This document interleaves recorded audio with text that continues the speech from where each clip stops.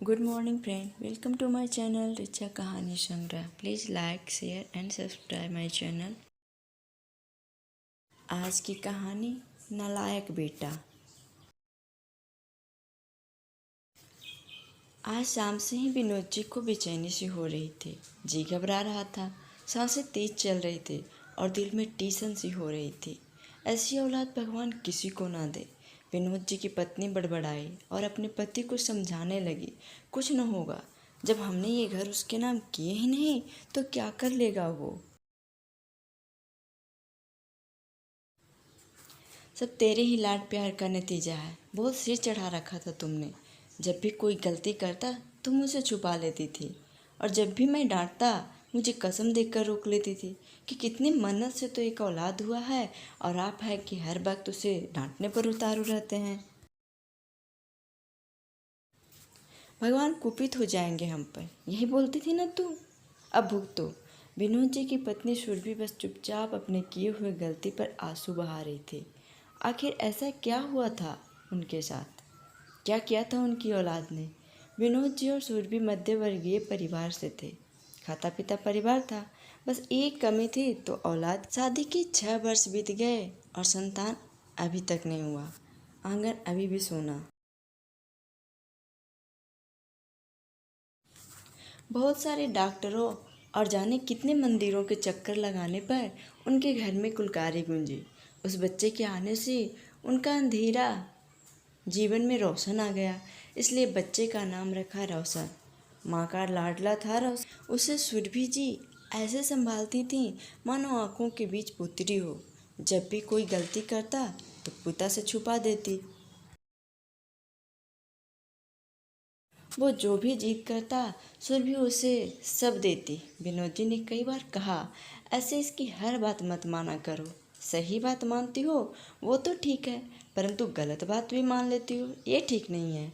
आगे चलकर इसे अपनी बात मनवाने की और मनमानी करने की आदत लग जाएगी और कुछ नहीं बचेगा। कुछ नहीं लगेगा, बच्चा है अभी, बड़ा होगा तो सब ठीक हो जाएगा। रोशन पढ़ने में बहुत तेज था, साथ ही जिद मनवाने में। बचपन से आदत हो गई थी। 12वीं का परीक्षा पास करते ही वो मेडिकल की एंट्रेंस भी पास कर गया। परंतु वो भारत में रहकर मेडिकल की पढ़ाई नहीं करना चाहता था। उसे पढ़ाई के लिए कनाडा जाना था। जब उसने माँ को बताया तो माँ ने कहा, बेटा भारत में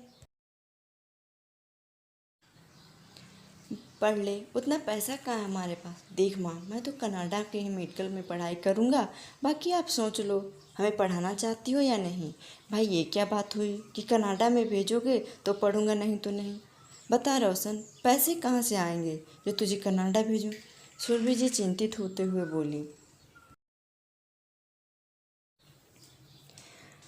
माँ गांव में हमारे बहुत सारी ज़मीन है, बस किसी तरह पापा को मना लो और वो ज़मीन गिरवी रख दो। जब कमाने लगूंगा तो सबसे पहले ज़मीन को छुड़वा लूँगा, इतना तो विश्वास कर लो। उस वक्त विनोद जी रोशन की बात किसी कीमत पर मानने को तैयार नहीं थे, तो सुरभि जी ने अपना वास्ता दे दिया था और विनोद जी मानने को बेबस हो गए थे। रोशन वहाँ पढ़ने गया और वहीं का होकर रह गया। माँ ने जब ज़मीन छुड़वाने की बात की तो बोला, अब की भारत आता हूँ तो छुड़वा लूँगा। पर माँ इस बार आप क्या दे रहे हो हमें जन्मदिन पर? जो तू मांग ले। सुरभि जी ने कहा, माँ बस अपना घर मेरे नाम कर दो। इस बार सुरभि जी को अपने बेटे का यह सवाल परेशान कर गया कि आखिर ऐसी क्या बात हो गई जो घर गिफ्ट में मांग रहा है। शायद मेरे लाड प्यार ने ही इसे बिगाड़ दिया है। जब इसे यहाँ रहना ही नहीं है तो फिर घर क्यों अपने नाम करने का जिद कर रहा है? अभी तक तो खेत नहीं छुड़वाया, क्या घर अपने नाम करवा कर सब बेच देने के लिए यहाँ आ रहा है? सुरभि जी ने अपने पति विनोद को कहा, एक नकली पेपर बनवा लो घर का जिसमें बेटे के नाम पर है, ये सब उसे विश्वास हो जाए। परंतु उसके नाम पर न करना, मुझे उसके लक्षण ठीक नहीं लग रहे। क्यों, क्या हुआ? इस बार बच नहीं लोगी अपने बेटे का? विनोद जी ने गुस्से में अपनी पत्नी को कहा और वकील से नकली कागजात बनवाए। फिर अपने विदेशी बेटे को बताया तो बेटे ने कागज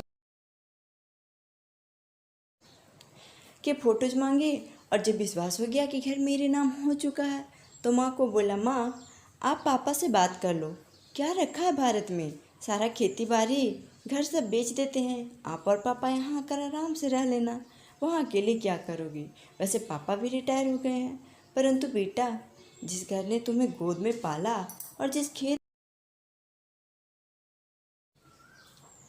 तुम्हें खाना दिया, आज तुम उसे बेचने की बात कर गए, तुम्हें शर्म नहीं आई? शर्म क्यों माँ, क्या आप उसे साथ लेकर जाओगी? अरे हमें बिजनेस शुरू करने में कुछ पैसे की ज़रूरत है, और अगर हम वहाँ की ज़मीन जायदाद सब बेच दें तो हमें कर्ज नहीं लेना पड़ेगा, खेत गिरवी पड़ी है तो बेचने में कोई परेशानी नहीं होगी, और घर तो मेरे नाम कर ही दी हो, तो वो अब ज़्यादा सोचो मत, सामान पैक कर लो, मैं 2 दिन में आ रहा हूँ। वो तो अच्छा हुआ हमने रिटायरमेंट के पैसे से खेत छुड़वा लिया था और तेरे नाम सारा खेत करवा दिया था, नहीं तो ये नालायक बेटा हमसे कनाडा में भीख मंगवाता। दोनों ही पति पत्नी अपने भाग्य को कोसते हैं, एक तो औलाद नहीं दे रहे थे भगवान, और दिया भी तो ऐसा, भगवान ने तो ठीक ही दिया था, बिगाड़ा तो तूने ज़रूरत से ज़्यादा प्यार देके। 2 दिन बाद उनका बेटा आया, साथ में वकील और प्रॉपर्टी डीलर भी लाया, परंतु जब सच सामने आया तो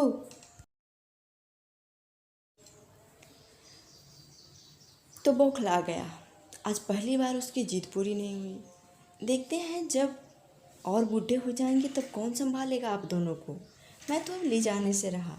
और हाँ, आप दोनों के मरने के बाद तो सब मेरा ही है ना। इस भ्रम से बाहर आ जा बेटे कि कुछ भी तेरा होगा। हमारे मरने पर सब अनाथ आश्रम को मिल जाएगा, और हमारा बुढ़ापा तो किसी भी तरह से निकल जाएगा। तू अपना सोच, तेरा क्या होगा, और निकल जा यहाँ से। फिर कभी वापस मत आना। मेरे मरने पर मुँह खाने देने भी नहीं। उनका बेटा बस गरजता रहा और हार कर वापस चला गया। आपको हमारी कहानी कैसी लगी ज़रूर बताएं। धन्यवाद।